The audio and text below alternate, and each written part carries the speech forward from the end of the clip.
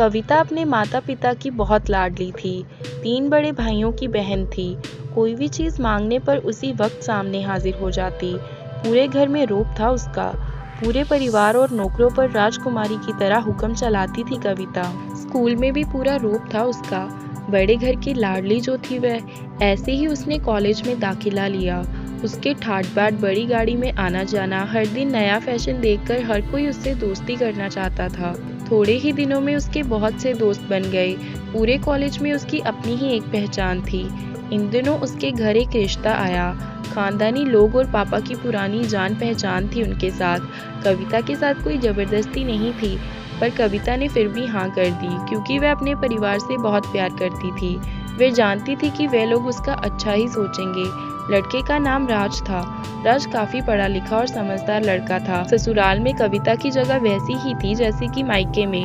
कोई भी कार्य कविता की सलाह के बिना नहीं होता था। सबकी लाडली बहू बन गई थी वह। फिर उसके घर में एक बेटे का जन्म हुआ। राहुल कविता को जान से प्यारा था। पोता पाकर ससुराल वाले तो फूले नहीं समाते थे। कविता कभी कभी सोचती कि उसकी किस्मत कितनी अच्छी है। उसका हर अपना उससे कितना प्यार करता है। चाहे जीवन में कैसा भी समय आए, मेरे अपने हमेशा मेरे साथ हैं। मैं कभी अकेली नहीं हो सकती। कितनी खुशकिस्मत हूँ मैं। पर शायद कविता की खुशियों को उसकी अपनी ही नज़र लग गई थी। एक दिन वह मायके जाने की जिद कर बैठी। राज को बहुत काम था, लेकिन वह फिर भी उसे ले गया। रास्ते में उनकी गाड़ी अन्य गाड़ी से टकरा गई। कविता, राज और राहुल बहुत बुरी तरह से जख्मी हो गए। काफी दिनों के इलाज के बाद राज और राहुल तो ठीक हो गए, लेकिन कविता पूरी तरह से ठीक ना हो सकी। सर पर चोट लगने के कारण वह अपनी आंखों की रोशनी खो बैठी। अब कविता की किस्मत जैसे उल्टे पांव चलने लगी। मायके वाले कुछ दिनों तक उसे मिलने आते रहे, फिर कभी कभार फोन ही करके पूछ लेते कि अब कैसी हो। धीरे धीरे ये सिलसिला भी कम हो गया। ससुराल वालों की सहानुभूति भी कम होने लगी। घर में किसी को पास बैठने के लिए कहती तो जवाब मिलता, बहुत काम है, अब तुम भी हाथ नहीं बटा सकती। राज भी चिड़चिड़ा हो गया था। बस राहुल ही था उसके साथ, जिसके साथ हंसते खेलते उसका वक्त गुजरता। एक दिन कविता के हाथ से कुछ सामान गिर गया, जिसकी वजह से राहुल को हल्की सी चोट लग गई। कविता के सास ससुर ने राहुल को उससे अलग कर दिया कि कहीं उसके ना देखने की वजह से बच्चे का कोई नुकसान ना हो जाए। कविता अंदर से टूट चुकी थी। एक दिन उसने सबके सामने मायके जाने की इच्छा रखी तो राज उसे तुरंत मायके छोड़ आया, जैसे कि वह भी यही चाहता था।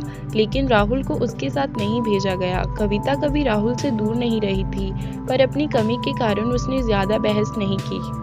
कविता को लगा कि वह 3-4 दिन वहाँ रहेगी तो थोड़ा हवा पानी बदल जाएगा, क्योंकि वह कितने दिनों से कहीं भी बाहर नहीं गई थी। घर वाले भी इतने दिनों बाद उसे देखकर कितने खुश होंगे। कविता के घर पहुँचने पर सब लोग बहुत खुश हुए। खाने में सब कुछ कविता की पसंद का ही बना था। उसने अपने मम्मी पापा और भाई भाभीयों से दिल खोलकर बातें की।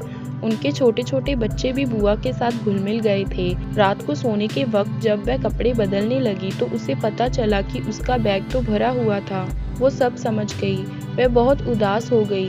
कुछ दिनों तक तो सब ठीक रहा, फिर जैसे सब बदलने लगा, सबका व्यवहार बदल रहा था। वह लोग जैसे थक चुके थे उससे। सब लोग घुमा फिरा कर पूछने लगे कि राज कब आ रहा है, उसे ले जाने।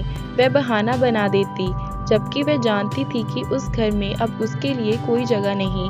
कविता से चलते वक्त कुछ ना कुछ नुकसान हो जाता। थोड़ी बहुत टोका टाकी उसे सुनाई देती, वह टाल देती। एक दिन उसके हाथ से लगकर एक कीमती फूलदान टूट गया। छोटी भाभी ने बहुत हंगामा मचाया। कविता के माता पिता रोज रोज के झमेलों से तंग आ गए थे। उन्होंने राज को खुद से फोन कर दिया। राज कविता को अपने घर ले गया। कविता को अपने परिवार वालों से ये उम्मीद ना थी। जिस कविता के कहे बिना घर में एक पत्ता भी नहीं हिलता था, उस घर के लिए वह अब बोझ बन चुकी थी। राज के साथ ससुराल आते वक्त वह बहुत खुश थी, क्योंकि वह अपने घर जा रही थी, अपने जिगर के टुकड़े राहुल के पास। परंतु ये खुशी भी कुछ पल की ही थी। सारा बंदोबस्त पहले से ही किया हुआ था। कविता को सीधे ऊपर वाले कमरे में पहुंचा दिया गया। राहुल से दूर रहने की सख्त चेतावनी दी गई। एक काम वाली लता को उसकी जिम्मेदारी सौंपी गई, जो उसके खाने पहनने जैसी ज़रूरतों का ध्यान रखती। कविता ज़्यादातर चुप ही रहती, कभी कभी काम वाली लता से थोड़ा बतिया लेती। उसके ज़रिए राहुल का पता चल जाता। सबकी लाडली बेटी और बहू सबके लिए लाडली से बोझ बन चुकी थी।